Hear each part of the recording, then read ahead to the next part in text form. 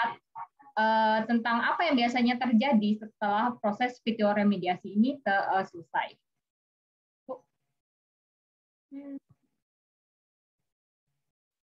Oke. Nah, sejak tadi kan kita membahas tentang masalah fitoremediasi. Nah, sebenarnya fitoremediasi itu apa sih? Nah, berdasarkan Graveson, jadi inti dari fitoremediasi itu adalah penggunaan tanaman dan mikroba tanah yang berinteraksi dengan tanaman untuk mengurangi konsentrasi kontaminan atau toksisitasnya di lingkungan. Nah, jadi kalau misalnya selama ini kita taunya phytoremediation itu berasal dari kata phyto yang artinya tumbuhan. Jadi phytoremediation itu tidak cuma melihat kemampuan tumbuhan, tapi juga melihat interaksinya dengan mikroba yang ada di dalam tanah. Karena kalau cuma tumbuhan sendiri itu akan sejujurnya sulit untuk meremediasi kontaminan. Nah, tapi selain dari fitoremediasi, selama ini sebenarnya sudah banyak teknik-teknik remediasi lingkungan yang sudah ada dan sudah diaplikasikan. Nah, teknik remediasi ini pada umumnya terbagi menjadi dua, yaitu physiochemical approaches dan biological approach. Dan yang mana di physiochemical approach ini biasanya menggunakan senyawa-senyawa kimia untuk menghilangkan atau memisahkan kontaminan dengan tanah. Dan di biological approach, seperti yang sesuai namanya, menggunakan agen biologis atau menggunakan makhluk hidup. Dan mengenai physiochemical approach ini, yang pertama kita ada yang namanya excavation technique. Nah, di sini mungkin sudah ada yang juga pernah dengar atau sudah pernah dipelajari sebelumnya. Jadi excavation technique ini merupakan salah satu ex situ remediation, yang berarti di mana pengolahan limbah ini tidak dilakukan di area yang terkontaminasi. Jadi intinya tanah yang terkontaminasi ini dikeruk, kemudian ditransport untuk pengolahan lebih lanjut. Dan yang kemudian akan ujung-ujungnya sih berakhirnya di landfill atau ya tempat pembuangan akhir. Nah, tapi proses excavation ini bisa dibilang termasuk singkat, tergantung dari besarnya area yang terkontaminasi. Biasanya bisa prosesnya dalam beberapa hari atau beberapa minggu. Dan juga jenis-jenis kontaminan yang bisa diaplikasikan itu sangat luas dan bisa sampai berbagai konsentrasi. Jadi misalnya ada banyak jenis logam berat dan dalam konsentrasi tinggi pun itu bisa diaplikasikan menggunakan teknik excavation ini. Nah, dan untuk biayanya itu tergantung dari jenis kontaminan dan juga area persebarannya. Dan biasanya akan memakan sekitar 26 sampai $65 per meter kubiknya. Nah, untuk selain excavation, kita punya ada yang namanya soil washing. Nah, untuk yang soil washing ini juga sama seperti excavation, dia termasuk ex situ remediation. Dan seperti juga sama seperti excavation, prosesnya ini sangat cepat. Jadi untuk soil washing ini sendiri bisa diproses 25 sampai 50 ton per jamnya, dan juga mempunyai range kontaminan yang sangat banyak seperti minyak dan juga radioaktif, logam berat, PCB, pestisida, dan berbagai macam kontaminan lainnya.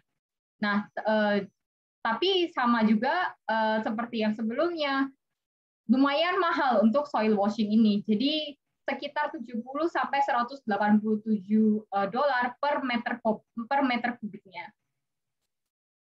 Dan yang terakhir untuk physiochemical approach, di sini ada soil stabilization.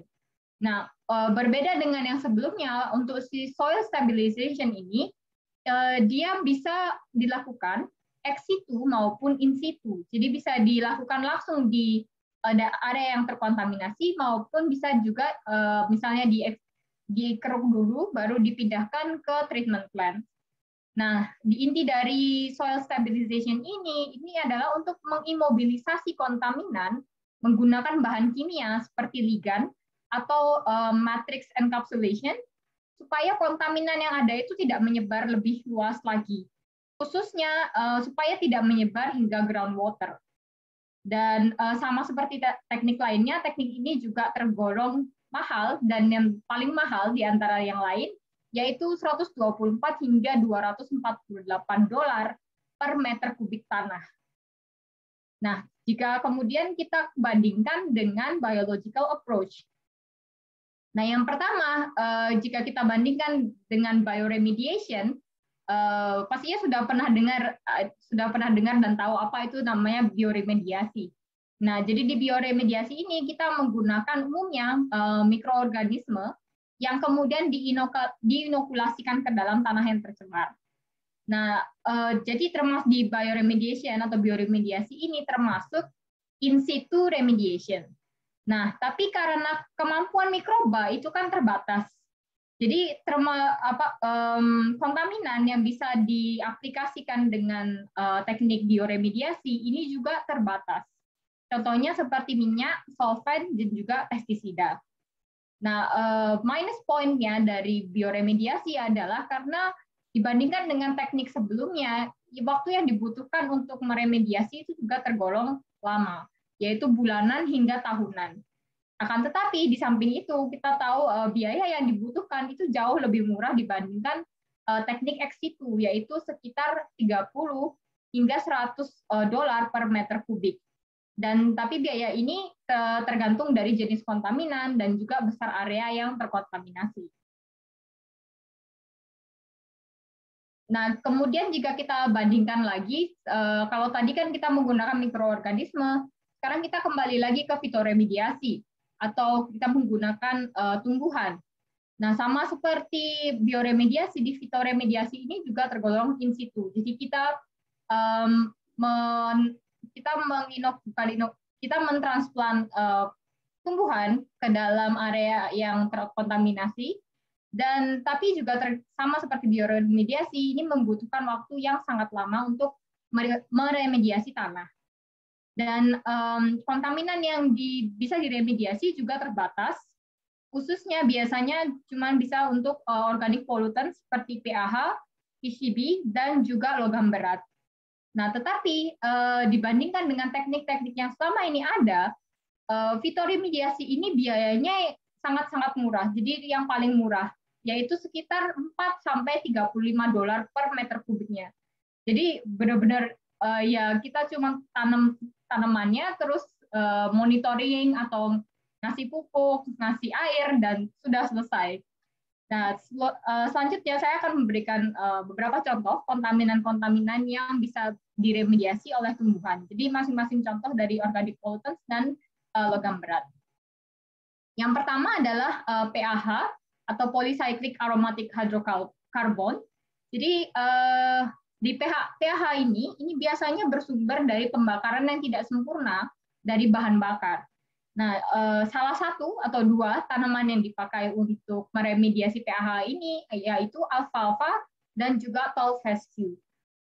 Untuk tanaman ini berdasarkan Sun et al, dia mengabarkan bahwa tanaman ini satu-satu tanaman ini ditanam itu bisa mendegradasi PAH, tapi kombinasi dari dua tanaman ini bisa mendegradasi lebih daripada hanya cuma satu dan satu. Dan selanjutnya adalah PCB. Nah, PCB ini sejujurnya berbeda dari kontaminan-kontaminan lain yang ada. Kenapa berbeda? Karena PCB ini adalah satu-satunya yang dibuat oleh manusia. Jadi man-made organic chemicals. Dan biasanya dari polusi dari PCB ini bersumber dari limbah industri yang tidak ditreatment secara baik. Nah, tanaman yang bisa mendegradasi PAH ini juga mirip seperti yang bisa mendegradasi PCB. Jadi sama seperti yang PAH, tall fescue, dan alfalfa, itu juga bisa digunakan untuk mendegradasi PCB. Nah, selanjutnya kontaminan terakhir yaitu logam berat. Nah, logam berat ini sendiri juga punya banyak sekali sumber antropogeniknya, seperti municipal waste, tambang, pupuk, pestisida, juga dari limbah industri. Nah, di samping itu juga tertera di sebelah sini di tabel ini beberapa jenis logam dan juga sumber polusinya.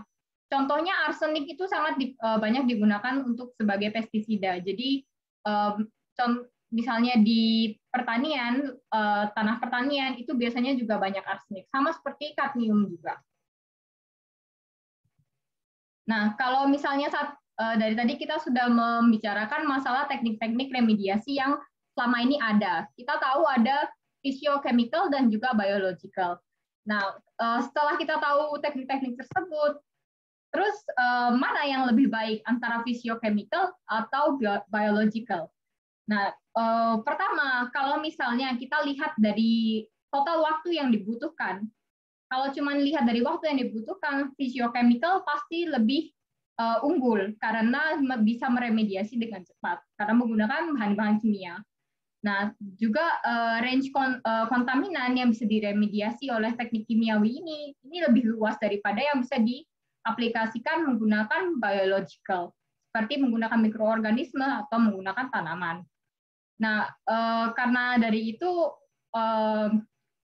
untuk sementara, kalau cuma berdasarkan kontaminannya dan juga berdasarkan waktu, physiochemical lebih unggul.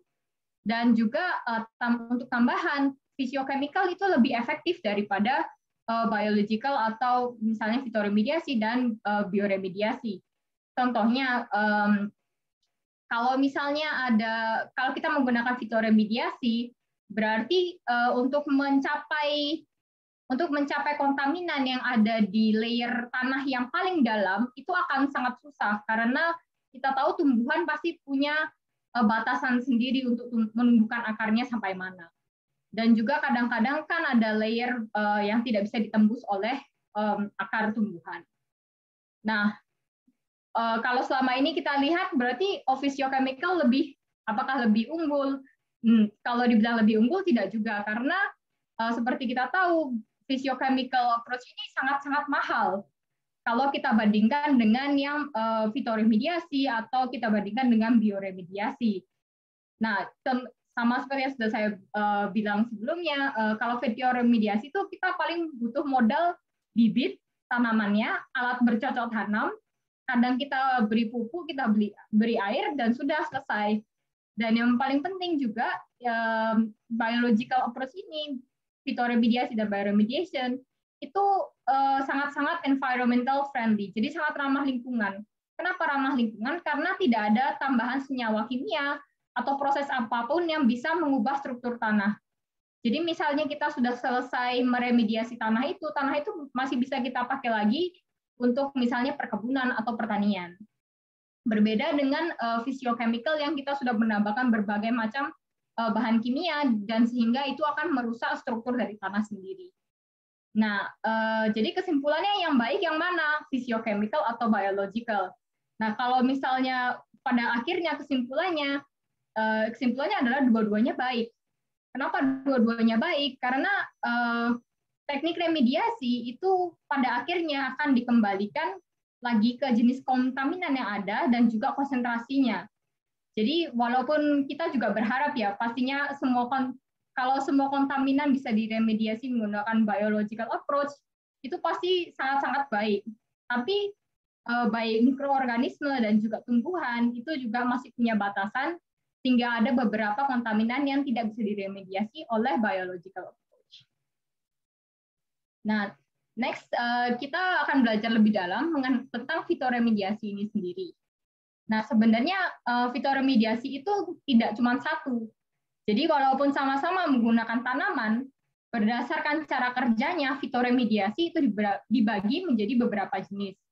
Yaitu yang pertama, phytovolatilization, phytostabilization, phytodegradation, dan juga phytoextraction. Nah, untuk lebih rincinya, yang pertama, sesuai dengan namanya, phyto dan volatilization. Jadi tanaman dan juga menguap. Jadi ini teknik di mana kita menggunakan tanaman yang kemudian tanaman ini akan mengubah kontaminan menjadi gas dan kemudian dikembalikan ke atmosfer. Nah, jadi yang di sini digunakan adalah proses evapotranspirasi yang dimiliki oleh tumbuhan. Nah, contoh kontaminan-kontaminan seperti apa yang bisa digunakan menggunakan phytovolatilization ini? Contohnya adalah volatile organic compound seperti TCE, trichloroethylene, yang kemudian bisa diubah menjadi chlorinated acetate dan juga karbon dioksida, yang kemudian mereka akan dikembalikan ke atmosfer. Dan juga yang kedua adalah contohnya adalah metil merkuri.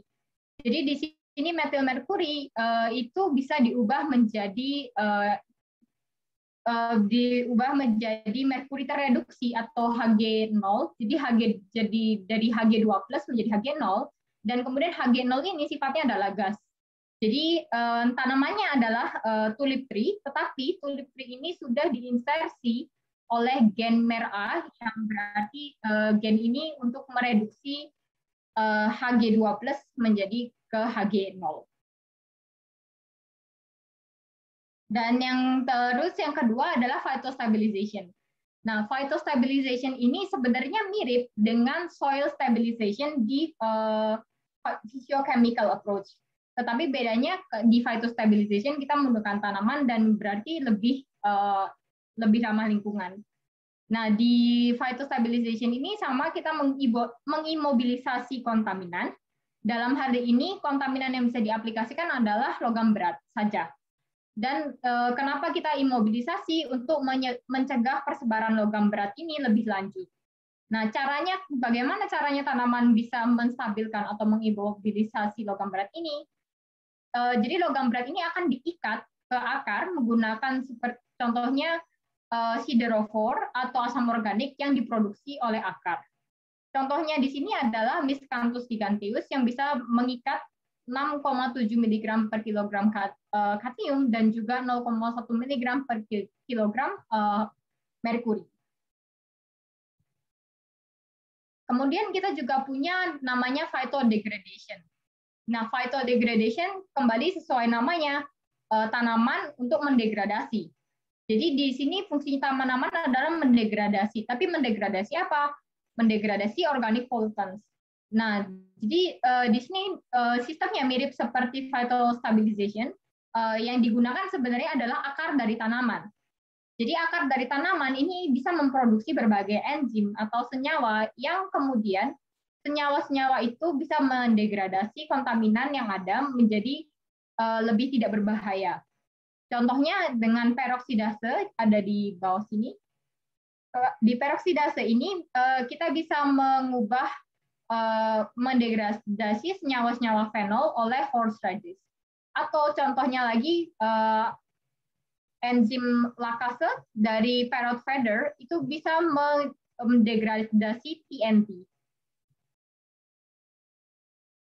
Dan kemudian kita punya masih di dalam dari cakupan dari phytodegradation itu ada yang namanya rhizodegradation.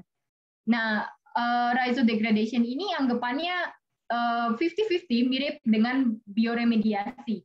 Jadi nama lain dari rhizodegradation ini adalah plant assisted degradation atau plant assisted bioremediation.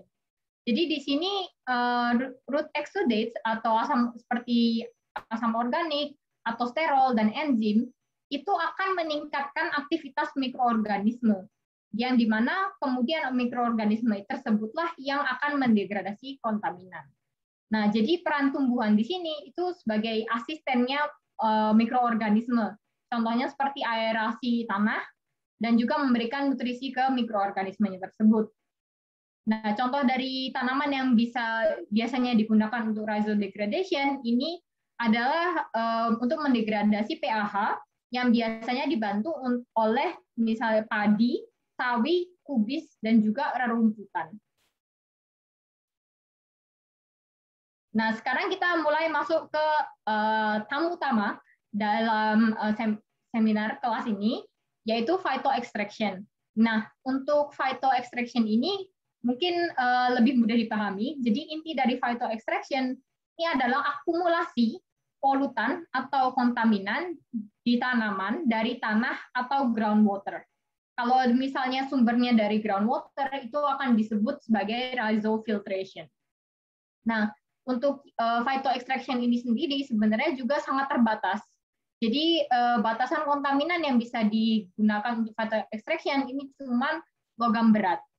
Dan tanaman-tanaman yang digunakan dalam phytoextraction ini berarti kan tanaman yang bisa mengakumulasi banyak sekali logam berat dalam tubuhnya, atau yang biasanya disebut dengan hyperaccumulator plants. Nah, lebih jelasnya lagi, sebenarnya sebelum masuk ke tanaman yang hyperaccumulator atau hiperakumulator ini, metal hyperaccumulation ini apa sih? Jadi hyperaccumulation ini sebenarnya salah satu dari proses besar yang dimulai dari pertama metal uptake dari tanah, yang kemudian disusul dengan proses detoksifikasi logam di tubuh tanaman, kemudian translokasi dari akar ke bagian atas tanaman, distribusi dan sekuestrasi metal, dan juga akhirnya akumulasi metal di sel yang kurang aktif metabolismenya. Nah, kenapa kok metal ini perlu didetoksifikasi? Karena pada dasarnya beberapa metal yang bukan termasuk nutrisi itu juga bersifat toksik bagi tanaman. Itu juga sebabnya kenapa pada akhirnya akumulasi metal itu juga harus di bagian sel yang tidak terlalu aktif metabolismenya, karena logam berat itu bisa mengganggu metabolisme dari tanaman sendiri. Nah, selanjutnya, jadi tanaman apa sih yang kita bisa bilang sebagai hyperaccumulator plants? Nah, di sini ada dua kriteria yang disebut dengan bioconcentration factor dan juga translocation factor. Jadi BCF dan CF. Nah, bioconcentration factor atau BCF di sini mengukur rasio metal yang ada di dalam tanaman dibandingkan dengan yang ada di tanah atau di media. Nah, sedangkan translocation factor di sini atau TF, dia mengukur rasio metal yang ada di daun dan batang tanaman dan dibandingkan dengan di akar. Nah, di sini syaratnya untuk menjadi hyperaccumulator plants itu harus mempunyai BCF dan TF lebih dari 1. Yang berarti konsentrasi metal di media itu harus lebih rendah daripada yang ada di tumbuhan, dan konsentrasi yang ada di batang dan daun itu harus lebih besar daripada konsentrasi yang di akar.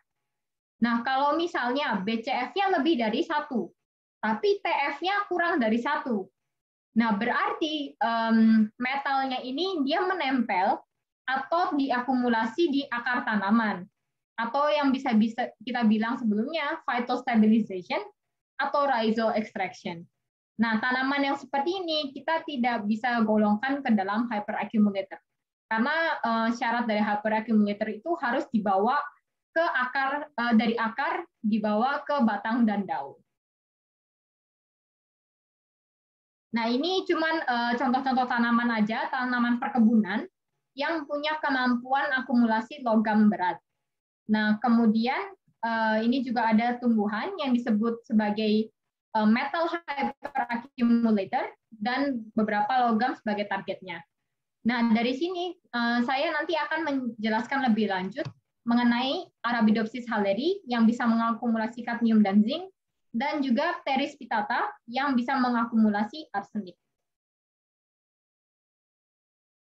Nah, untuk yang kita akan masuk ke studi kasus yang pertama mengenai arsenik. Nah, seperti yang kita tahu, arsenik ini merupakan salah satu logam berat yang karsinogenik, jadi bisa menyebabkan kanker. Dan arsenik dalam bentuk inorganiknya seperti arsenat dan arsenit itu diketahui sangat lebih berbahaya daripada dalam bentuk organiknya. Dan sejujurnya di Jepang sendiri itu masih ada beberapa area yang di mana konsentrasi arseniknya itu sangat tinggi. Jadi nggak cuma di negara-negara berkembang saja yang masih punya masalah dalam polusi logam berat, tetapi bahkan negara maju seperti di Jepang itu juga masih punya masalah dengan polusi logam berat. Nah, salah satu tanaman yang digunakan untuk meremediasi arsenik ini bernama Pteris pitata, yang termasuk dalam jenis paku-pakuan. Nah, Pteris pitata ini dia bisa mengakumulasi lebih dari 22.000 mg per kilogram arsenik di daunnya. Nah, jadi Pteris pitata ini bisa mengakumulasi sangat banyak arsenik di dalam tubuhnya. Nah, tapi akar dari tanaman ini waktu pertama kali contohnya kita menggunakan hidroponik, jadi kita taruh di dalam air, dia akan lebih memilih untuk menguptake arsenat, jadi AS5 daripada arsenit atau AS3. Jadi kenapa kok lebih memilih mengambil arsenat daripada arsenit? Karena arsenat itu homolog dengan fosfat. Sedangkan fosfat itu adalah nutrisi yang dibutuhkan oleh tanaman. Nah, akan tetapi biasanya kalau di tanah, khususnya tanah yang kering, bukan tanah basah seperti pertanian, bentuk arsenik yang ada di tanah itu lebih banyak arsenit. Jadi lebih banyak AS3. Itu sebabnya berarti kita membutuhkan untuk mengoksidasi si arsenit ini menjadi arsenat supaya dia bisa di-uptake atau supaya dia bisa diakumulasi oleh si Pteris vittata ini. Nah, salah satu caranya adalah dengan menginokulasi mikroorganisme yang punya arsenite oxidase gene. Jadi AIOA-like gene itu adalah gen yang bisa untuk mengoksidasi arsenit ke arsenat. Nah, sebelum masuk ke studi kasusnya, jadi sebenarnya si tanaman ini, Pteris vittata ini, bagaimana sih kok bisa dia mengakumulasi arsenik? Jadi pertama, sebelumnya juga sudah saya sebutkan, arsenat itu adalah homolog dari fosfat, yang dimana fosfat itu adalah nutrisi yang dibutuhkan tanaman. Nah, jadi cara dari arsenat masuk ke akar tanaman ini bisa dibilang dia menyamar jadi fosfat. Jadi dia akan ditransport melalui fosfat transporter. Nah, itu sebabnya misalnya kita memberikan arsenat dan juga banyak fosfat di dalam medium, itu berarti akan terjadi kompetisi untuk masuk ke dalam tanamannya. Nah, kita tahu bahwa uptake di akar itu dalam bentuk arsenat. Tapi ternyata setelah masuk di dalam akar, untuk ditransport dari akar ke batang dan daun, itu tidak bisa dalam bentuk arsenat. Jadi untuk pas pertama kali di awal itu uptake-nya menggunakan AS5, untuk ditransport di dalam tanaman itu harus dikembalikan ke AS3. Dan akumulasi waktu terakhirnya itu juga diakumulasi dalam bentuk arsenik atau dalam bentuk AS3. Nah, di sini ada gen yang bernama PVACR2. Jadi PVACR2 ini dia akan mereduksi dari arsenik 5 ke arsenik 3, yang kemudian baru dari situ dia bisa ditransport untuk ke daun dari Pteris vittata. Nah, masuk di sini sebenarnya bukan hasil dari riset saya, tapi salah satu teman lab saya dulu. Jadi dia meneliti tentang Pteris vittata ini di area yang terkontaminasi oleh arsenik. Nah, di sini dia menggunakan Pteris vittata dan juga inokulasi dari Pseudomonas yang mempunyai gen arsenite oxidase. Nah, jadi dari sini percobaannya ini dilakukan dalam jangka waktu 3 tahun, dan tanamannya ini ditanam pada waktu musim semi dan dipanen dalam waktu 5 bulan. Nah, kenapa kok Pteris vittata ini tidak ditanam per tahun, langsung 1 tahun atau 3 tahun? Karena sebenarnya tanaman ini, Pteris vittata ini itu tidak bisa tahan dingin. Jadi karena tidak bisa survive winter, kita tanam waktu di musim semi, kemudian sebelum musim dingin lagi, kita panen, dan kemudian di musim semi di tahun berikutnya kita tanam lagi. Nah, berdasarkan dari hasilnya ini di sini, jadi kita bisa lihat kalau dalam tahun pertama, jadi percobaannya ini dari tahun 2016, 2017, dan juga 2018. Jadi yang pertama kita lihat di sini tahun 2016, di tahun 2016 ini arseniknya menurun sekitar 2 mg per kilogram di tanah. Nah, tetapi di tahun kemudiannya 2017 saat tes lebih lanjut, konsentrasi arsenik di tanah ini meningkat lagi menjadi seperti 10,9 mg per kilogram. Nah, tapi kenaikan arsenik ini mungkin disebabkan karena kenaikan arsenik di tanah secara alami. Jadi secara alami karena arsenik itu juga sumbernya ada banyak sekali dan ada sumber alami juga seperti dari abu vulkanik. Nah, kemudian tapi di tahun kedua ini konsentrasi arseniknya itu juga menurun dan kemudian stabil di tahun ketiga. Tetapi walaupun terlihat stabil di sini 2018, itu kita bisa lihat di jumlah akumulasi arsenik di dalam tumbuhan tiap tahunnya. Nah, di sini kita bisa lihat kalau konsentrasi arsenik itu di dalam tumbuhan itu terus meningkat setiap bulannya. Dan itu tidak cuma waktu 2016 dan 2017, tapi di 2018 pun kita bisa lihat bahwa di dalam tumbuhannya itu terus mengambil atau mengakumulasikan arsenik ke dalam tubuhnya. Nah, dan bisa juga kita lihat dari contohnya di sini, di figur A, kita bisa lihat bahwa akumulasinya itu bisa bahkan sampai sekitar 400 mikrogram per tanamannya. Tetapi karena lama-lama di tanahnya itu arseniknya juga sudah berkurang, pada akhirnya di figur C kita bisa lihat bahwa akumulasinya per tanaman itu juga berkurang, jadi sekitar 100 mikrogram per tanaman. Nah, di sini kemudian hal yang ternyata menarik adalah karena di sini kita bisa lihat yang warna oranye, warna biru, dan warna kuning. Warna oranye ini menunjukkan tanaman yang tidak diinokulasikan dengan bakteri yang bisa mengoksidasi arsenat menjadi mengoksidasi arsenit menjadi arsenat. Nah, sedangkan yang warna biru itu adalah yang diinokulasi 1 kali, sedangkan yang kuning diinokulasi 2 kali. Nah, kita bisa lihat di sini kalau yang biru dan kuning itu rata-rata lebih tinggi daripada yang warna oranye. Jadi itu berarti bahwa dengan kita menginokulasikan Pseudomonas atau menginokulasikan bakteri yang punya gen yang bisa mengoksidasi arsenit, itu juga meningkatkan rasio akumulasinya di dalam tanaman Antheris vittata ini. Nah,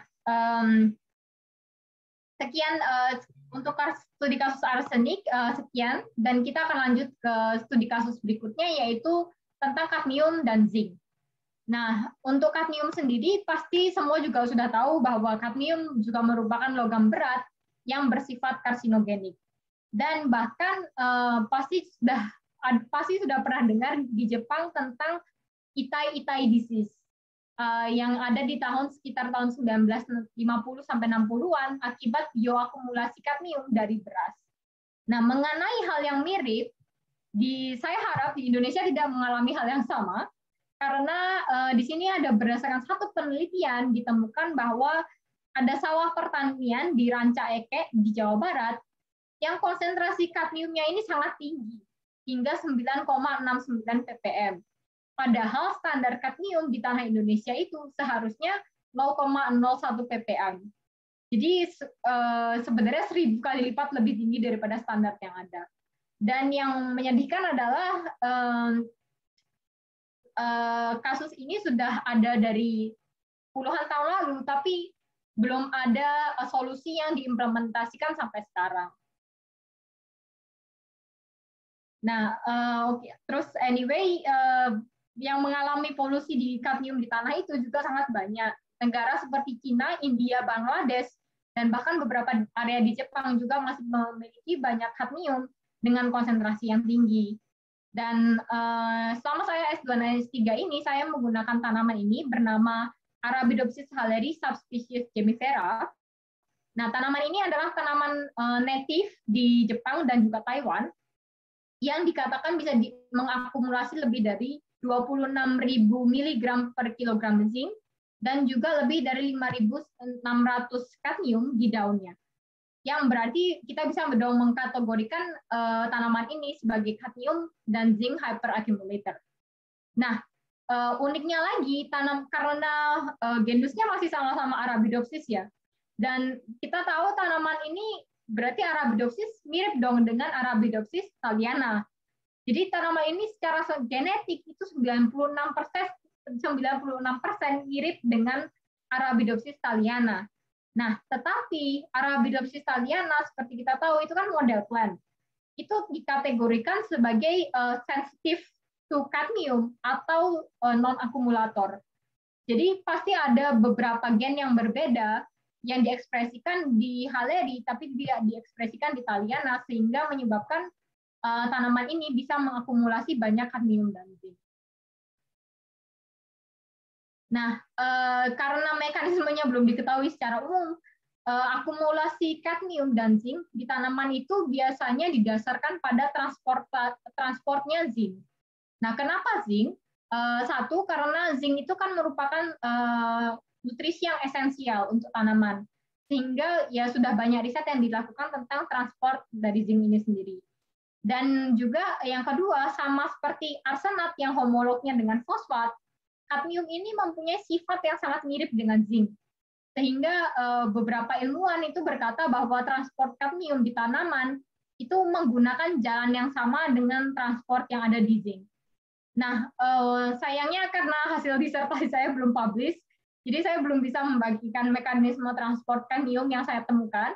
Tapi pada intinya yang saya temukan adalah bahwa selama ini tidak yang selama ini dipercayai orang, transport dan translokasi kadmium di Arabidopsis halleri Southfish gemifera ini ternyata punya jalannya masing-masing. Jadi kadmium itu nggak cuma numpang nyamar jadi zinc, tapi dia sendiri punya jalan masuk dan transportnya sendiri. Nah, ini hanya sebagai salah satu contoh untuk aplikasi dari Arabidopsis halleri. Jadi peneliti lain di Jepang membuat percobaan akumulasi kadmium. Maaf karena bahasanya belum saya ubah. Tapi yang hitam di sini itu berarti jumlah kadmium di tanah, di potnya, dan yang putih menandakan jumlah kadmium di tanaman. Nah, yang digunakan di sini adalah dua tanah yang terkontaminasi yang berbeda. Jadi tanah A dan tanah B dan tanah C. Nah, di sini tanah B pada akhir fitoremediasinya selesai, itu bisa mengakumulasi lebih dari 65%, dan di tanah C tanaman ini bisa mengakumulasi lebih dari 91%. Dengan rata-rata BCF atau bioconcentration factor-nya yaitu 88. Yang berarti kita tahu tanaman ini sangat potensial untuk digunakan sebagai agen fitoremediasi untuk membersihkan kadmium. Nah, kemudian kita tahu kalau fitoremediasi seperti kita sudah bilang sebelumnya, fitoremediasi ini masih punya beberapa kelemahan. Contohnya, dia tidak bisa, misalnya kita punya kasus logam beratnya ada banyak, sedangkan rata-rata tanaman itu cuma bisa mengakumulasi 1 atau 2 logam. Nah, berarti kan tanaman tidak bisa digunakan untuk berbagai macam kontaminan. Dan juga kalau misalnya konsentrasinya terlalu tinggi, tanamannya bisa saja mati dan tidak bisa tumbuh. Nah, tapi bagaimana kalau kelemahan-kelemahan ini itu sebenarnya punya potensi besar untuk meningkatkan potensi fitoremediasi. Nah, caranya bagaimana? Caranya adalah menggunakan GMO atau genetically modified organism. Jadi kita bisa merekombinasi gen yang ada di tanaman ini dan kita bisa mengenhance tanaman. Contohnya, kita bisa mengoverexpress gen tertentu, misalnya gen uptake transporter yang ada contohnya di sini di Arabidopsis halleri Southfish gemifera. Kita bisa mengoverexpress gen tersebut supaya dia bisa menguptake banyak sekali kadmium atau zinc. Atau kita juga bisa meningkatkan toleransi tanaman ini terhadap logam beratnya tersebut dengan menambahkan ligan-ligan yang bisa mengikat kepada logam berat seperti GSH dan PC dan HIP protein. Itu bisa mengikat di dalam selnya tersebut supaya kadmium contohnya itu tidak menjadi toksik bagi tanaman. Dan juga contohnya lagi kita bisa menginsersi gen lain, contohnya ACR2 yaitu untuk mereduksi arsenik. Jadi supaya kenapa kita bisa kasih gen lain? Kita kasih gen lain supaya dia bisa satu tanaman bisa mentransport atau mengakumulasi lebih dari 1 atau 2 gen. Jadi kita bisa menyesuaikan dengan tanah yang terkontaminasi itu ada apa aja. Nah, kemudian kita juga bisa mengenhance misalnya akumulasi terakhirnya biasanya akumulasi terakhir logam berat tanaman itu ada di vakuola. Jadi di tiap vakuola sel.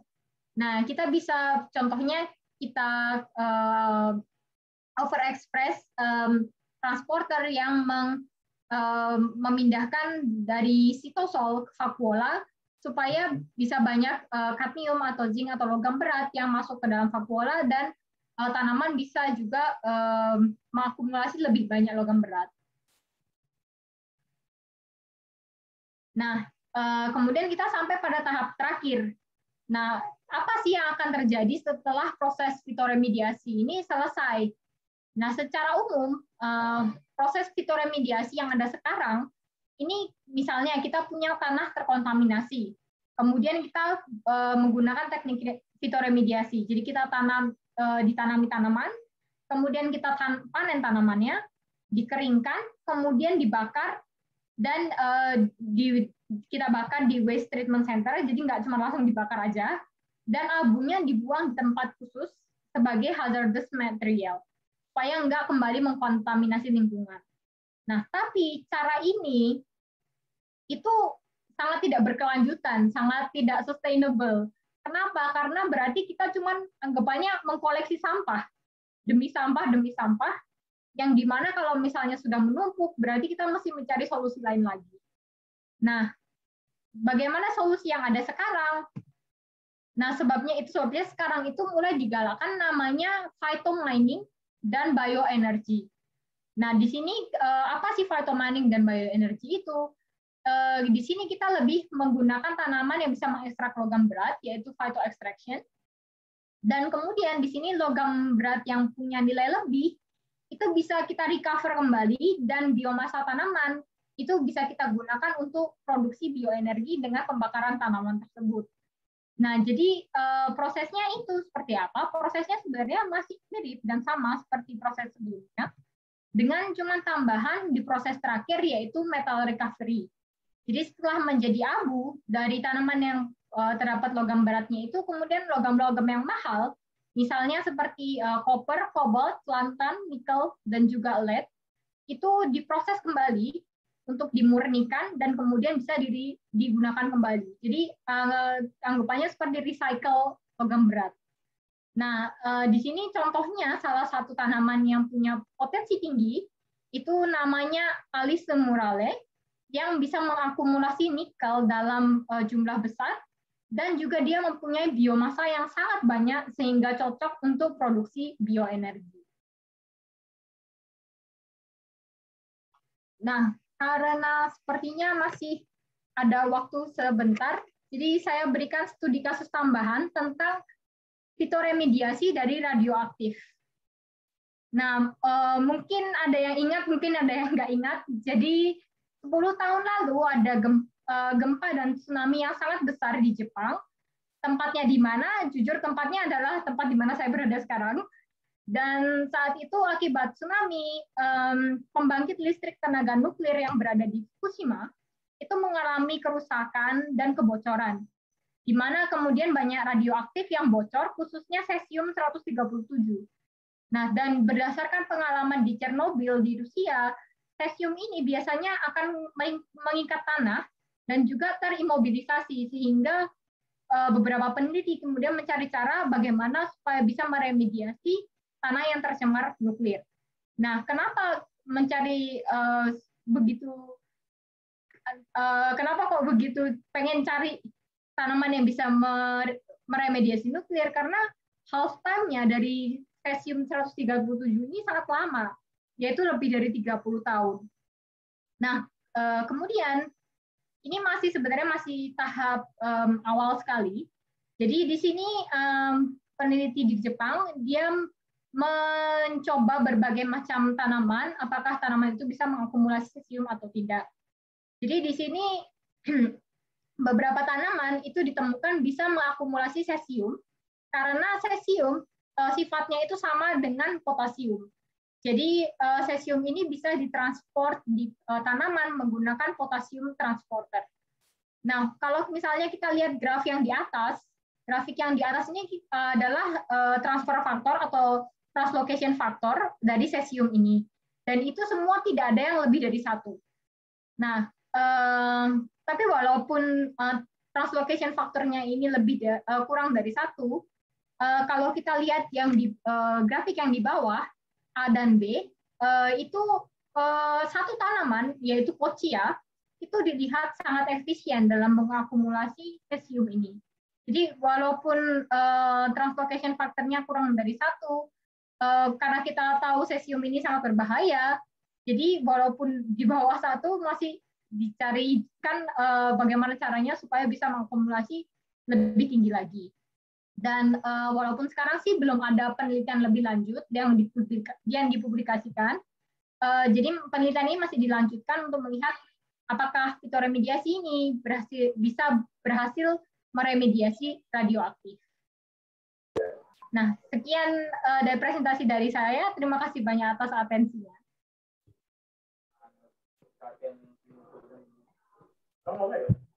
Ya, terima kasih.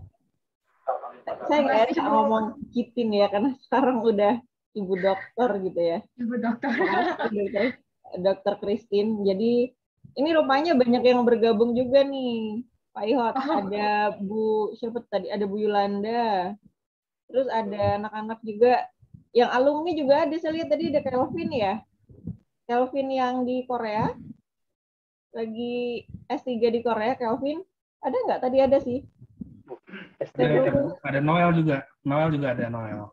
Oh, Noel. Ini Noel. Noel dari Australia, lagi S3 juga ya Noel ya? Iya Bu, halo Bu. Halo Noel. Terus ada Ricky juga Bu. Kita lihat. Banyak ini supporternya nih, datang semua. Ricky juga ada nih Terima kayaknya. kasih udah gabung ya. Terus ada Pak Agung dari Merek. Makasih Pak Agung udah gabung. Ini sampai banyak sekali yang tertarik.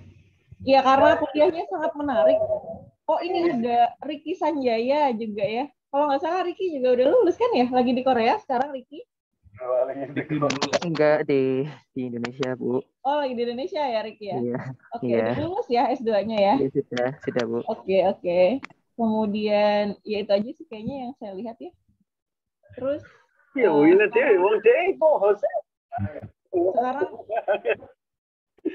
sekarang kita tiba di sesi tanya jawab. Saya persilakan untuk mungkin yang pertama mahasiswa dulu ya yang ngambil mata kuliah ekobiologi atau yang mata kuliah lain. Ini juga ada EPL ya Pak ya? APL ya, analisis pengolahan limbah kalian.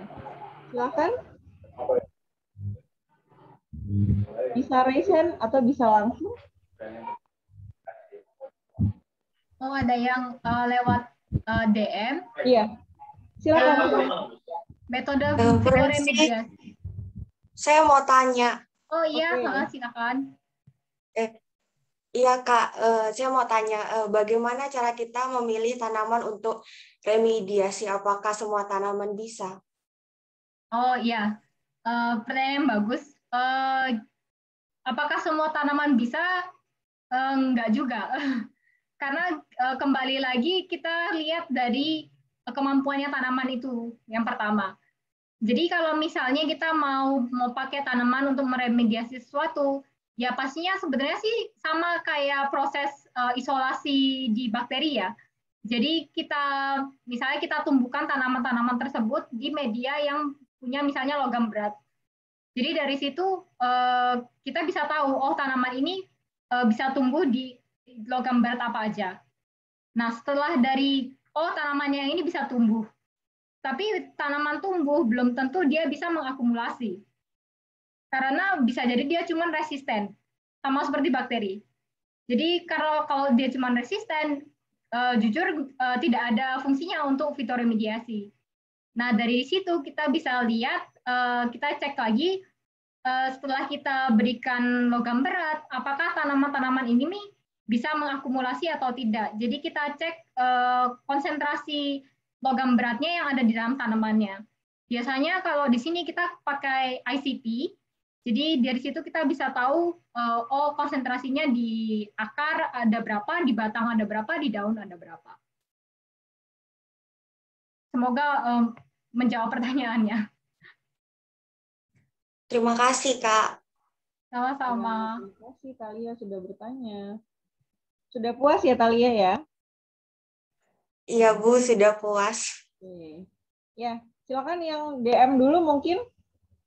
Iya, Yang ini DM yang ikutin. DM yang pertama berarti metode fitoremediasi bukan dekontaminasi yang lambat karena membutuhkan waktu yang lama.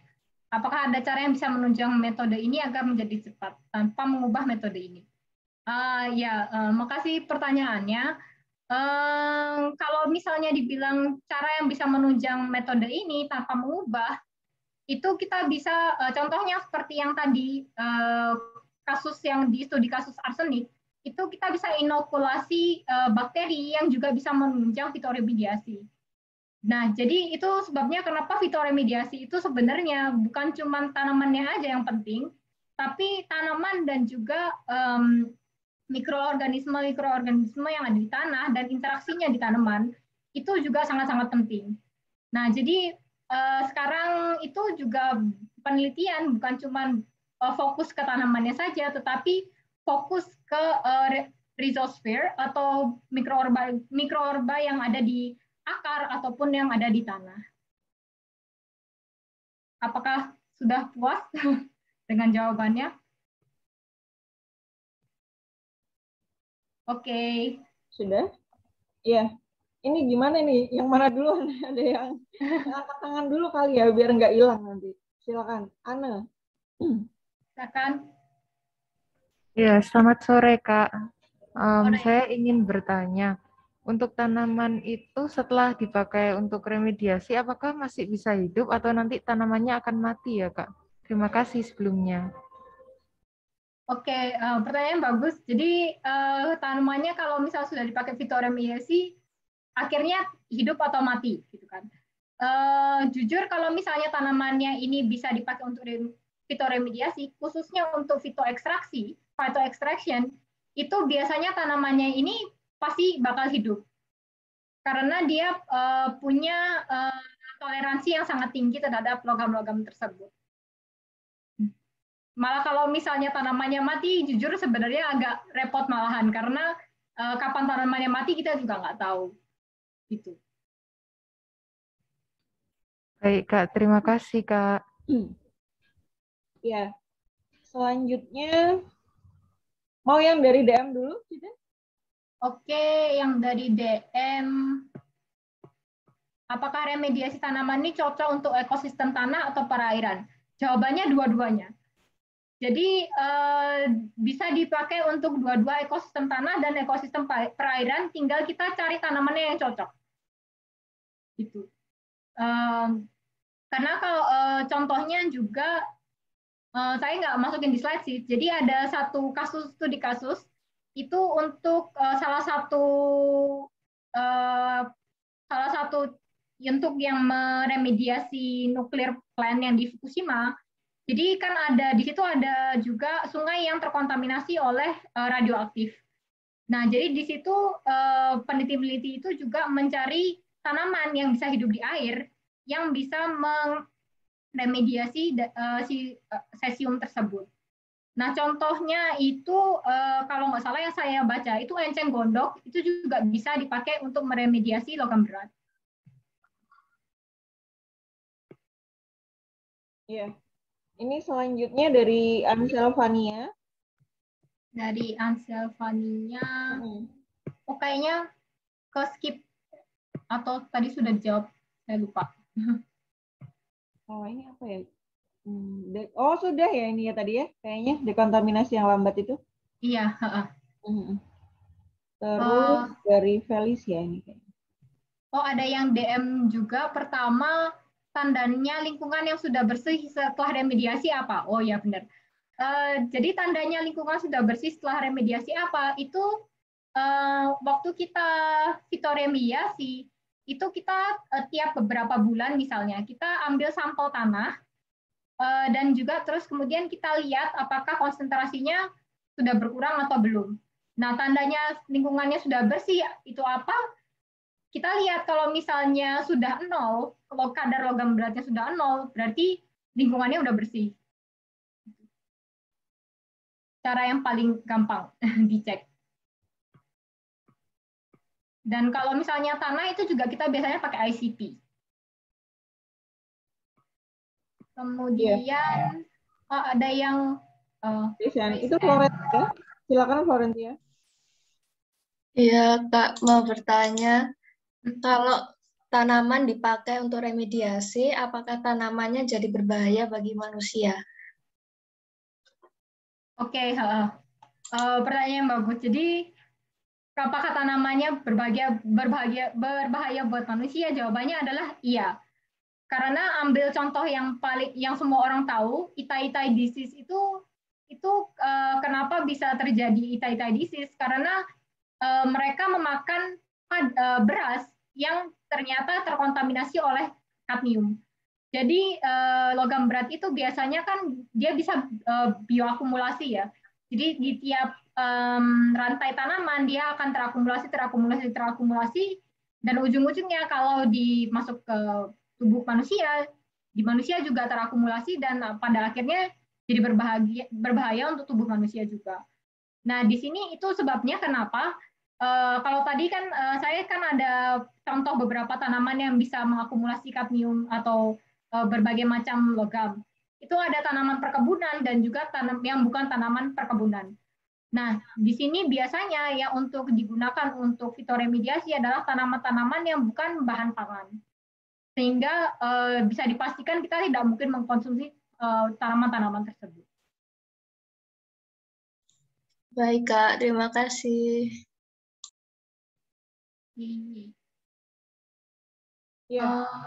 Kembali ke chatnya. Ini dari apabila ekosistem terjadi pencemaran oleh polutan senyawa organik, apakah efek polutan organik terhadap ekosistem bila dibandingkan dengan polutan senyawa organik? Oke. Bedanya antara senyawa organik sama senyawa anorganik. Kalau ini sih sejujurnya itu kita nggak bisa pukul rata karena tergantung senyawanya senyawa apa. Karena ada beberapa senyawa yang lebih berbahaya dalam bentuk organik, tapi ada juga beberapa senyawa yang dia lebih berbahaya dalam bentuk inorganiknya. Nah, contohnya seperti tadi arsenik itu waktu dia di dalam bentuk senyawa organik dia masih berbahaya, tapi lebih tidak berbahaya dibandingkan dia dalam bentuk inorganiknya seperti arsenit atau arsenat. Jadi kalau dibilang ada efeknya, ya ada efeknya, tapi kalau dibandingkan itu kita tidak bisa membandingkan langsung. Jadi tergantung senyawanya apa.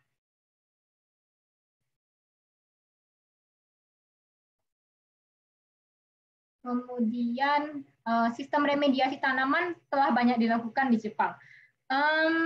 Sejujurnya sih kalau misalnya sistem remediasi tanaman ada beberapa yang menggunakan jadi ada beberapa perusahaan di Jepang yang memang khusus untuk fitoremediasi. Jadi mereka bikin seperti proyek gitu ya. Jadi proyek untuk meremediasi banyak tempat-tempat yang memang terakumulasi oleh logam berat.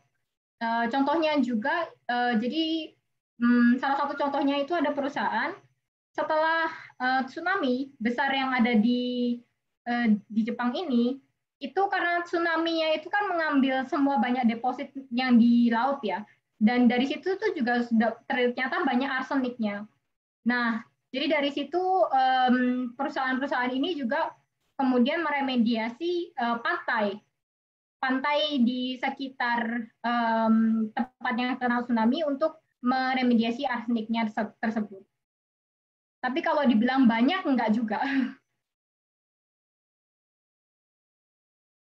Kemudian pertanyaan selanjutnya, proses metal hyperaccumulation terhadap distribution dan sequestration pada sel dalam jaringan tumbuhan. Apakah, maaf ya, aku tadi nggak lupa menjelaskan. Jadi arti dari sequestration metal ini sebenarnya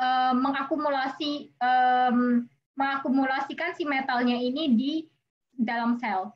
Jadi contohnya di dalam sekuestrasi ke dalam vakuola. Jadi inti dari sekuestrasi ini sebenarnya mirip dengan akumulasi. Jadi anggapannya tempat penyimpanan terakhir si metal ini.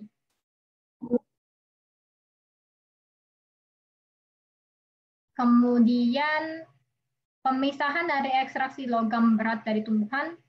Apakah semua logam berat yang telah terikat oleh tumbuhan akan dapat diekstraksi, ataukah ada sedikit residu yang ikut di... Oke. Untuk pertanyaan ini ya Brian, bagus juga. Jadi pastinya bakal ada residu yang terikut di dalam combustion ya. Nah tapi karena ujung-ujungnya kan setelah kita bakar, anggapannya kita masukin ke incineration, kemudian kita bakar, dia kan akan jadi abu. Nah, dari abunya itu aja yang kemudian kita kembali recycle atau recover dari logam-logam beratnya. Dan untuk masalah, contohnya, berarti kalau ada sisanya, apakah itu berbahaya? Enggak, karena kita kan cuma menggunakan satu tempat yang sama terus-terusan untuk incineration itu. Dan ya mungkin pada akhirnya misalnya kalau misalnya treatment plan-nya udah terlalu tua, baru pada saat itu dibersihkan semua untuk supaya tidak kembali ke lingkungan. Oke, kemudian ada tentang remediasi tanaman sebelum studi kasus arsenik, termasuk ekosistem alami atau buatan. Bentar saya lihat slide-nya dulu ya. Sebelum studi kasus arsenik. I see, oke. Nah, jadi kalau remediasi tanaman, itu mungkin list yang tentang tanaman-tanaman yang bisa hyperaccumulator berbagai macam logam berat. Nah, itu biasanya pilot study, jadi ekosistemnya biasanya buatan. Jadi untuk mengetahui kemampuan tanaman-tanamannya ini, biasanya ya kita misalnya taruh di pot yang kita isi logam berat, atau yang paling gampang pakai hidroponik. Jadi kalau saya dulu juga pakai hidroponik, karena kalau hidroponik kan kita bisa dengan gampang mengukur, misalnya mau masukin kadmiumnya berapa, atau logam beratnya berapa, itu bisa lebih mudah cara perhitungannya. Ini kayaknya ada yang kelewatan, yang atasnya gitu. Yang atasnya... Yang dari Gerald. Ya, kayaknya kelewatan ya. Oh, sudah Bu tadi Bu. Oh, sudah ya? Yang dari sana sudah. Iya, yang tentang pembakaran tadi itu Bu. Ya. Oke. Oh, ini selanjutnya dari Eleonora. Apabila logam radioaktif di remediasi tanaman, sifat radioaktifnya hilang atau tanamannya malah jadi berbahaya bagi manusia. I see. Kalau masalah ini itu masih sekarang juga masih diteliti. Kalau dibilang radioaktifnya hilang, itu tergantung tanamannya, karena bisa jadi tanamannya memang cuma mengakumulasi metalnya tersebut, tapi radioaktifnya nggak hilang. Atau dia punya kemampuan yang bisa mendegradasi radioaktifnya ini untuk menghilangkan radioaktifnya. Tapi untuk sementara, sampai saat ini, itu pun, jadi radioaktifnya ini tidak bakal hilang. Jadi walaupun kita bisa mengakumulasi di tanaman, tapi karena radioaktifnya masih ada, tujuannya di sini fitoremediasi kalau radioaktif itu cuma untuk mengumpulkan si radioaktif ini di satu tempat, dan kemudian habis itu baru tanamannya kembali kita panen, dan baru kita treatment lebih lanjut di waste treatment plant. Seperti itu. Percobaan labnya remediasi tanaman itu step-stepnya apa saja?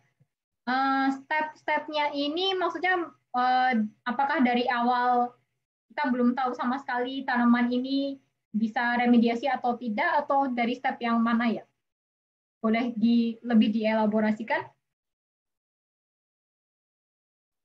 Ya, silakan. Ini siapa tadi ya? Felicia tah? Feldi. Oh, ya. Kalau di saya kok nggak kelihatan namanya. Oh, ini ya. Halo, Feldi. Feldi, halo. Ataukah di chat? Apa ngetik lagi? Oh, dari awal. Oke. Dari awal. Jadi kalau dari awal kita bisa ada dua cara. Yang pertama, kita mau fokus ke tanamannya atau kita mau fokus ke logam beratnya. Jadi kalau misalnya kita mau fokus ke tanamannya, kita bisa misalnya kasih berbagai macam logam berat, kemudian kita lihat tanaman ini bisa hidup di mana aja. Nah, dari situ baru kita cek lagi tanaman ini bisa mengakumulasi logam berat yang mana aja. Nah, ini semua kan masih pilot study ya, jadi kita pasti masih di lab, belum di field trial.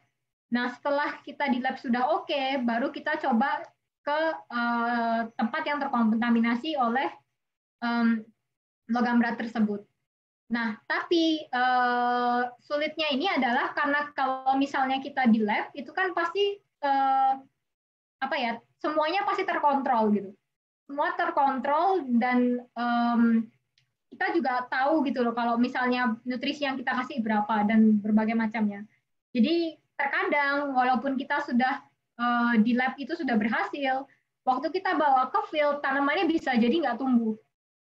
Karena bisa jadi faktor misalnya kontaminannya itu jauh lebih besar daripada yang kita kasih di lab. Atau juga ada faktor-faktor mikroorganisme lain yang terus bisa menginhibisi dari tumbuhnya si tanaman ini. Gitu. Jadi itu kalau misalnya dari yang kita fokusnya ke tanamannya. Nah, kalau kita fokusnya ke logam beratnya, ya kebalikannya. Jadi misalnya kita mau fokus ke satu logam berat, kita mau cari tanaman mana, ya kita coba yang pertama pasti kita mesti cari referensi dulu. Jadi kira-kira tanaman apa aja yang bisa meremediasi logam berat ini. Dan itu juga tergantung logam beratnya. Jadi misalnya contoh seperti kadmium. Nah, kalau misalnya kadmium, kita kan homolognya kadmium itu adalah zinc. Jadi kemungkinan besar semua tanaman itu bisa, karena semua tanaman bisa mentransport zinc, bisa menguptake zinc, kemungkinan besar semua tanaman itu punya chance buat hidup di kadmium. Nah, cuman threshold-nya seperti apa kita nggak tahu. Nah, dari situ baru kita cek kira-kira tanaman-tanaman apa aja yang bisa, dan kemudian sama seperti yang tadi, jadi kembali ke lab study, kita ke pilot study dulu, baru kita ke field trial. Itu kalau step-stepnya dari awal. Terus, izin bertanya, kenapa memilih Arabidopsis untuk remediasi polutan? Pertanyaan yang bagus. Kenapa kok pilih Arabidopsis? Jadi, khusus untuk yang kadmium dan zinc, itu sebenarnya sudah ada beberapa tanaman-tanaman lain juga yang dipakai untuk remediasi kadmium dan zinc. Nah, tetapi tanaman-tanaman tersebut itu biasanya bisa menguptake atau mengakumulasi kadmium yang banyak atau zinc yang banyak. Jadi nggak bisa dua-duanya banyak. Nah, tahun 2000 Arabidopsis halerisaspis gemisara ini ditemukannya itu 2006. Jadi dari tahun 2006 itu ditemukan bahwa ternyata si tanaman ini bisa dua-duanya. Jadi bisa zinc dan juga bisa kadmium, itu dua-duanya bisa banyak. Kenapa kok penting harus zinc dan kadmiumnya bisa dua-duanya untuk akumulasi yang banyak? Karena biasanya di area yang terkontaminasi kadmium itu biasanya kadar zincnya itu juga tinggi. Jadi kalau misalnya kita cuma cuman taruh tanaman yang bisa akumulasi zinc aja atau kadmium aja, kita nggak bisa meremediasi dua-duanya. Kemudian sistem remediasi tanaman yang paling sering digunakan di Jepang. Kalau jenis sistem remediasi yang paling sering digunain di Jepang, itu jujur sih aku kurang tahu juga. Tapi yang kalau aku pernah dengar, itu biasanya pakai soil stabilization. Jadi cuma diimobilisasi aja kontaminannya. Karena biasanya itu konsentrasi kontaminan yang ada di lingkungan di Jepang itu nggak terlalu tinggi, jadi masih belum sampai kadar yang mengkhawatirkan. Jadi biasanya cuma distabilisasi, mobilisasi supaya nggak mencapai groundwater. Karena groundwater di Jepang ini kan sangat-sangat krusial. Karena kita cuma udah pulaunya kecil, kalau groundwaternya sampai tercemar itu ya repot gitu.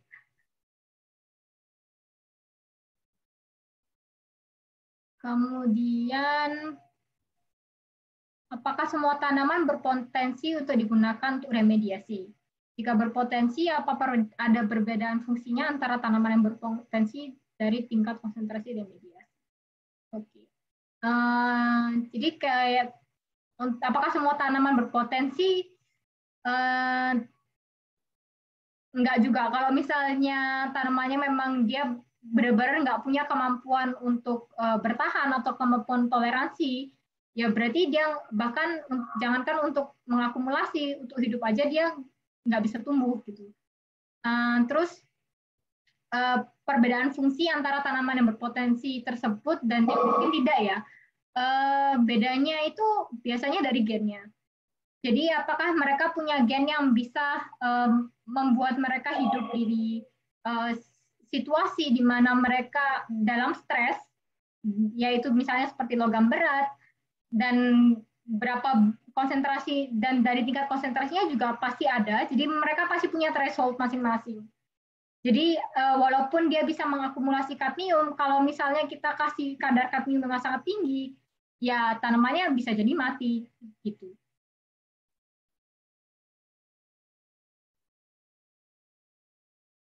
Ini kalau di chat asidik ini, asidik. Asidik. Golongan mikroalga bisa digunakan untuk vektor remediasi. Dan apakah lebih baik atau buruk dibandingkan tanaman biasa? Jujur kalau mikroalga aku nggak pernah dengar sih.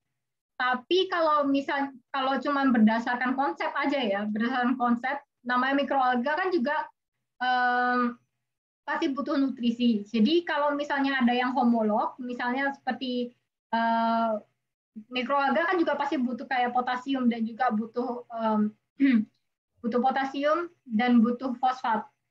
Jadi mungkin bisa jadi kalau misalnya kita sisipkan gen yang bisa untuk misalnya gen yang bisa untuk menguptake arsenik, berarti kita bisa pakai mikroalga, dan mungkin bahkan dari situ mungkin kita bisa bikin misalnya bioreaktor. Jadi sistemnya tapi bukan in situ, tapi ex situ. Kemudian dari Zikri ini, GMO. GMO, meningkatkan kemampuan hyperakumulasi somatofob. Jujur kalau misalnya perkembangan studinya sampai mana, aku juga kurang tahu.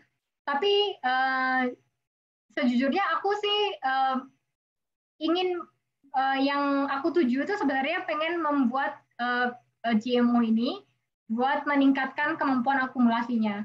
Nah, tetapi yang susah untuk menggunakan GMO ini karena berarti kan kita harus tahu nih mekanismenya si tanaman ini itu seperti apa. Jadi kita harus tahu dari A sampai Z si tanaman ini siklusnya seperti apa, gen-gennya adanya apa aja, dan juga kalau misalnya tanaman ini dikasih stres, itu gen-gen apa yang berperan.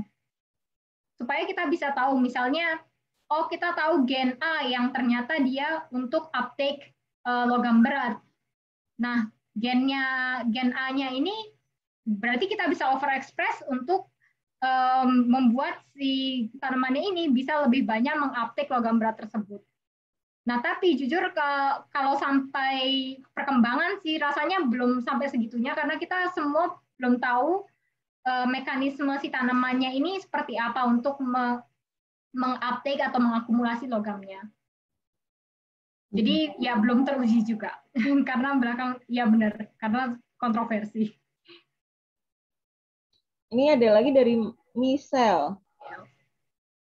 Untuk remediasi lebih baik dengan tanaman atau dengan mikroorganisme. Kalau misalnya dibilang dengan tanaman atau dengan mikroorganisme, jujur lebih baik dua-duanya.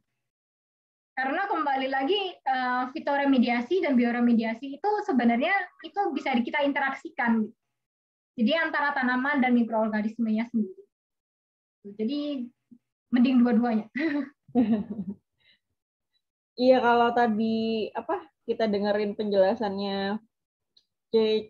Christine tadi kan ini sebenarnya si mikrobanya untuk membantu ya, untuk membantu apa tadi kan dia memproduksi enzim segala macam. Jadi itu nanti yang akan membantu merubah apalah struktur kimianya sehingga lebih mudah untuk diserap oleh tanaman. Jadi kalau kita aplikasikan dua-duanya akan menjadi lebih optimal ya gitu ya. Betul. Terus ada lagi? Mikroalga secara praktis tidak bisa, yang berarti bila dibutuhkan mikroorganisme bagian apa dan ditambahkan apa. Jujur maaf ya, aku mungkin nggak bisa menjawab pertanyaan ini karena aku kurang tahu masalah mikroalga. Iya, sebenarnya tadi dijelaskan juga sih sama Titin ya. Kalau dia bisa aja karena mikroalga tadi kan juga butuh nutrisi, butuh mikronutrien. Berarti kan ada kemungkinan juga dia bisa menyerap kadmium misalnya, atau juga tadi ada zinc segala macam ya. Bisa terjadi. Cuman kan karena belum atau bukan expertise-nya Titin di mikroalga, jadi nggak bisa menjelaskan secara detail. Tapi kemungkinannya ada secara teori gitu ya. Benar. Nanti cari aja di jurnal asidik, pasti mungkin ada. Saya tidak bilang pasti ya. Mungkin ada. Baik, Bu. Terus ini udah nggak ada ya kayaknya. Yang lain yang ingin berinteraksi langsung silakan.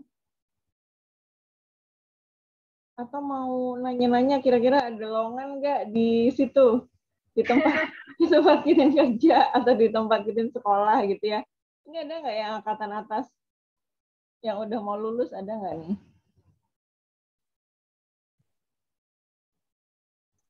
Asidik, Bu. Oh, asidik ya. Oh, iya. Bener. Asidik ini mau ya, Bu. arah lingkungan juga ya nanti skripsinya? Iya, Bu. Sudah dapat itu, Bu, judulnya. Oh, mau mikroalga maksudnya nanti? Enggak, Bu. Ya, iseng aja sih. Ya, karena ya karena itu, Bu. Menurut saya itu kayak mikroalga itu secara konsep mirip-mirip dengan mikroba gitu, Bu. Makanya apakah bisa dengan itu? Dan ternyata oke lah. Beda lah, kalau mikroba kan ini ya, dia tingkat rendah ya, organisme tingkat rendah. Kalau mikroalga kan lebih dekat ke tanaman, lebih kompleks harusnya. Jadi ya kalau mau diaplikasikan mungkin akan ditambahkan mikroba juga nanti untuk membantu seperti tadi yang dijelaskan, mungkin loh ya. Apakah ada yang lain? Pak Ihot, silakan Pak, ingin menambahkan. Bu Yulanda atau Pak Agung. Ini ada Pak Agung tadi ya dari merek. Sekarang nggak di merek lagi ding katanya. Atau sudah nggak ada? Kakak-kakak, Kak Noel, Kak siapa lagi nih, Kak Kevin. Silakan.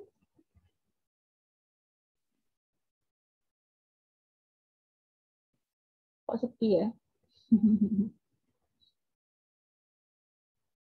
Pak Ihot, silakan Pak. ingin menambahkan, ini kayaknya udah nggak ada lagi nih. Capek juga ya kayaknya dari tadi yang jawab pertanyaannya banyak banget. Kalau nggak ada kebalikannya saya mau nanya Bu, boleh nggak Oh Bu? boleh. Oh itu Noel. Aku mau nanya. Masuk. Hai Oh Christine. ya. Nah, Hai Noel.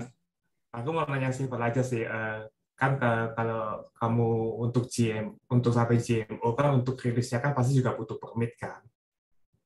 Nah itu kira-kira permit kalau urus izin permit di Jepang itu kira-kira bisa makan berapa lama ya untuk rilis GMO untuk remediasi in situ. Itu aja sih. Thank I you. see. Kalau jujur kalau misalnya cuman izin permit buat GMO itu cepat sih. Oh, Pokoknya yang penting kan kita sudah punya labnya dan anggapannya mungkin sama mirip-mirip lah sama kayak di Indonesia kita kan ada BSL-nya ya, biosafety levelnya. Jadi selama biosafety levelnya sudah oke dan juga terus nanti kita paling cuma nambahin beberapa dokumen aja sih gitu. Kalau biosafety-nya levelnya udah oke sih biasanya kayak nulis dokumen dan segala macam kayak makan waktu 6 bulan nggak sampai 3 bulan 4 bulan itu udah boleh untuk melakukan ya anggapannya rekombinasi genetik ke tanaman. oke. Oke, thank you. Iya cepat ya ternyata. Kalau di Indonesia itu kalau sudah dimasukkan ke tanaman itu yang jadi lama. Bisa bertahun-tahun karena kan uji stabilitasnya kan apa dia nanti gennya akan pindah ke tanaman lain ketika ditanam bareng dan segala macam. Jadi lama sekali prosesnya bisa 5-10 tahun. Ya sih. Tapi mungkin beda lah ya kalau di Jepang. Gimana Jepang? Tapi kalau misalnya kalau cuma rekomendasinya sih cepat Bu. Tapi ya itu sama sih kalau misalnya untuk uji coba sampai ke fitoremediasinya itu pasti makan waktu yang sangat lama. Iya, karena gimana kan ya. benar. Karena gimana kan dia takutnya dia bakal silang dengan tanaman lain. Jadi kita kan anggapannya malah bikin tanaman-tanaman baru begitu. Iya, betul. Oh, jadi sama ya kalau sudah ke tanaman. Tapi ya. Pada saat membuat GMO-nya sendiri di mikrobanya itu nggak masalah ya, karena kan tidak diaplikasikan gitu kan. Benar. Di tingkat lab aja. Jadi kalau cuma sebatas penggunaan di lab itu tidak masalah. Oke. Iya, terima kasih pertanyaannya Noel. Sangat mewakili. Iya. Sudah sepertinya Pak Ihot, silakan Pak Ihot ingin menambahkan apa Pak Ihot? Ini yang berjasa mengundang kita. Saya kemarin tuh nggak kepikiran sih sebenarnya, tapi Pak Ihot, kita udah lulus gitu. Ya udah monggo Pak. Saya malah bingung siapa ya Pak ya yang isi gitu. Terus Pak Ihot dapat. Monggo Pak Ihot. Diam-diam aja Pak Ihot. Pak masih mute Pak.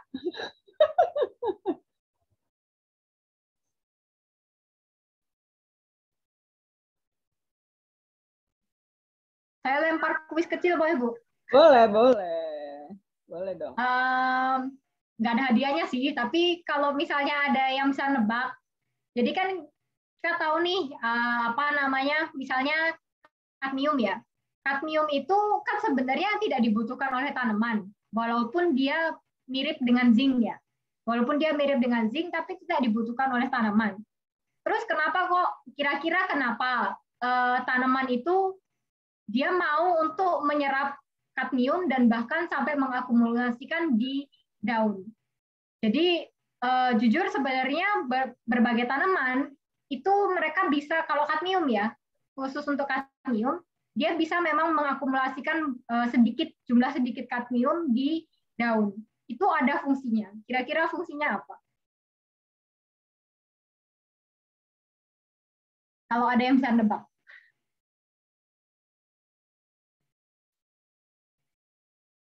Sudah ambil fisiologi tanaman nggak sih ini orang-orang ini? Sudah ya harusnya.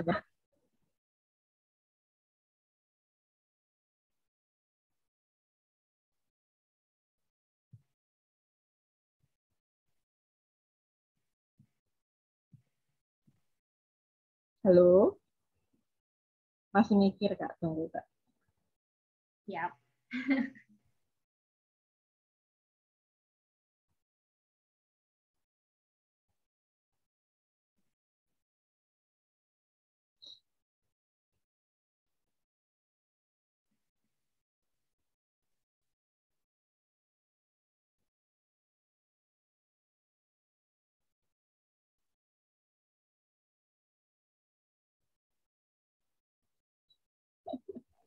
Nggak ada kayaknya.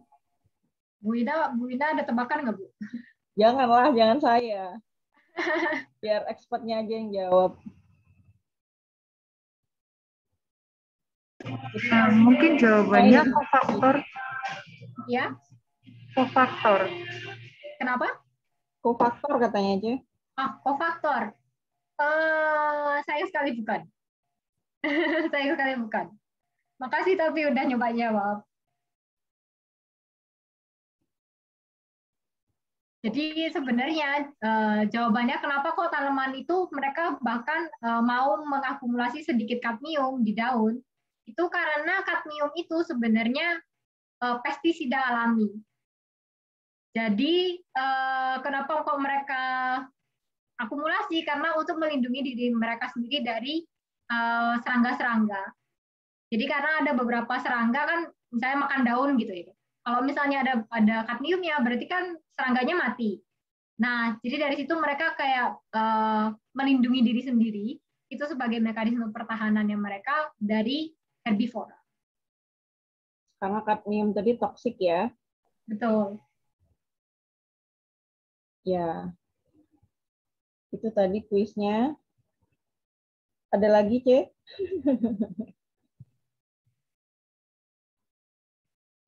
Ini Pak Ilham, kenapa sih pendiam sekali hari ini? Saya jadi pengamat, Bu. Monggo Pak, monggo Pak. Ini kayaknya udah mendekati akhir acara nih, udah jam 17.20. Silakan Pak Ilham. Atau ada ini ya, Bu Yolanda nggak sih tadi? Monggo Pak Ilham.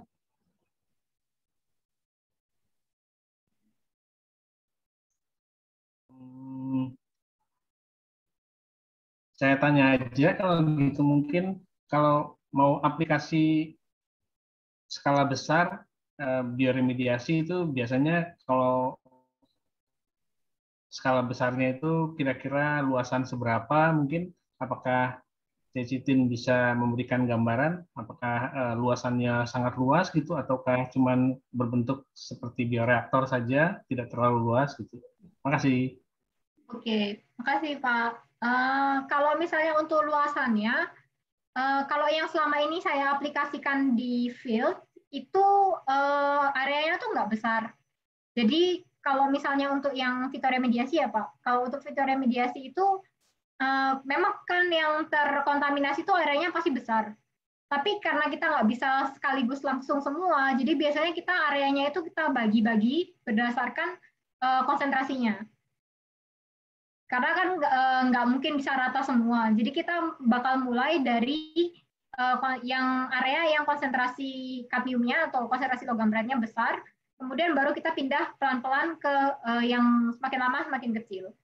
Dan terus biasanya untuk satu plot field-nya itu kita nggak besar-besar sih, sekitar paling 7 meter kali 8 meter atau paling mentok 10 meter kali 10 meter. Itu termasuk jumlah tanaman yang ditanam per fieldnya itu juga diteliti juga ya, dioptimasi. Kalau misalnya untuk jumlah tanamannya sih kita biasanya dari 10 meter itu nanti kan kita bagi 1 meter, 1 meter, 1 meter, 1 meter. Nah dari setiap 1 meter itu nanti kita bagi lagi, jadi sekitar 20 cm, tiap 20 cm kita tanam tanamannya. Karena memang kecil ya Arabidopsis itu. Iya, betul. Kalau di field itu sampai setinggi apa sih? Kalau di field, kalau yang Arabidopsis haleri subspecies gemifera ini, kita biasanya karena dia tanamannya juga nggak bisa lahan winter, jadi biasanya sih kita sama kayak yang Teris vittata, jadi musim seminya kita tanam, terus sebelum winter itu kita panen.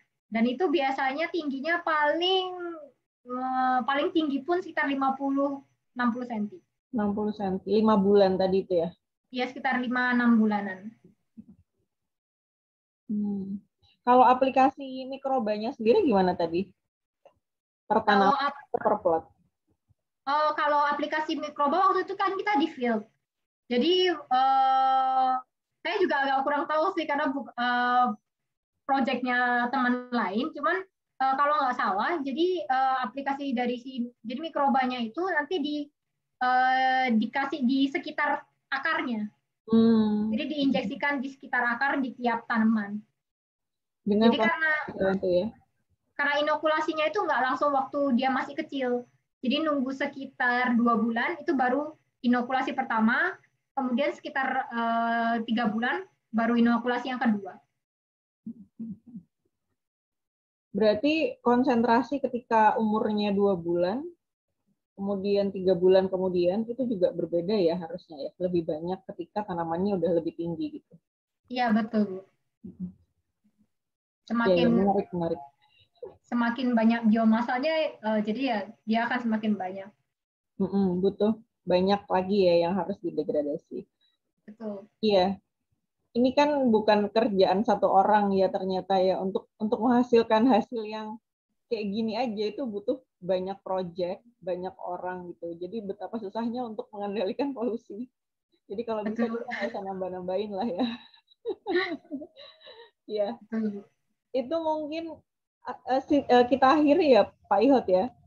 Karena sudah adzan juga. Kita mengucapkan terima kasih banyak Kitin udah mau meluangkan waktunya.